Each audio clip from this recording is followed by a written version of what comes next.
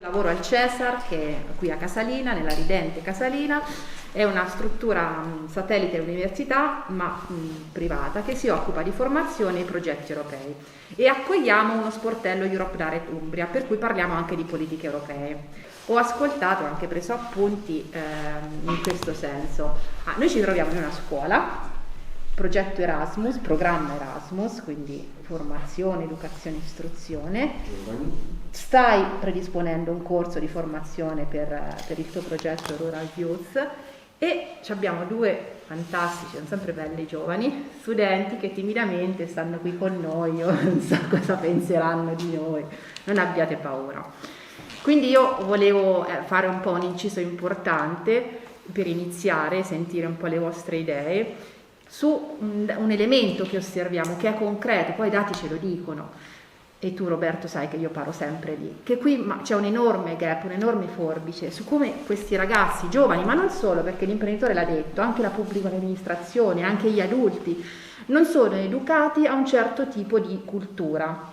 È la cultura della realtà aumentata, è la cultura di intraprendere su nuove tecnologie, acquisire nuove competenze, quindi dove sta la creatività, lo spirito di iniziativa? Qualcuno lo chiama imprenditorialità, perché è un po' un mix di tante cose, no? Quando l'imprenditore mi parlava, la pubblica amministrazione non è pronta, Della Rocca raccontava del fatto dello storytelling, che è importante sia per chi vende che per chi produce, avere certe competenze.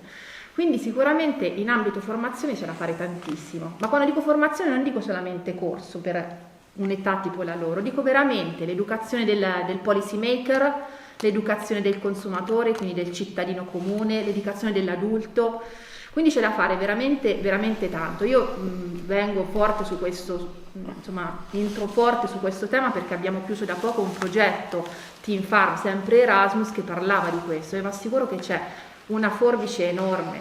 Giovani che rimangono basiti di fronte al fatto che a 19 anni, 20 anni gli spieghi che potrebbero intraprendere già un percorso non solo imprenditoriale, un percorso di iniziativa loro per accedere ai fondi europei.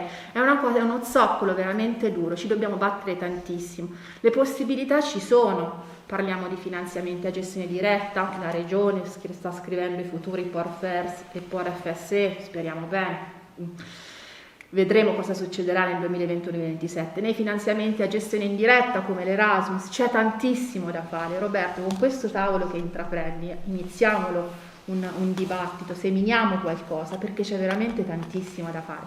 Per loro, ma non solo, perché questi imprenditori che sono bravi, io sento cose raccontare che me le sono appuntate, poi me le andrò tutte a guardare ovviamente, che aprono delle strade importanti, non dobbiamo rimanere indietro. Quando mi dicono i paesi del nord Europa, e non è una leggenda, che alle scuole elementari ci sono materie di educazione allo spirito di iniziativa, che significa? Significa che noi ce l'abbiamo e che quindi i nostri giovani escono che rimangono indietro, che a 20 anni sentono queste cose, gli si drizzano le antenne e sanno dove mettere le mani. Lavoriamoci tanto, qui ci sono degli enti che immagino facciano formazioni come anche il Cesar, lavoriamoci tanto in maniera entrante, le possibilità ci sono. Le ho dette un paio, più o meno tutte, finanziamenti a gestione diretta e indiretta li ho detto tutti, insomma. Ecco, quindi su questo. Okay.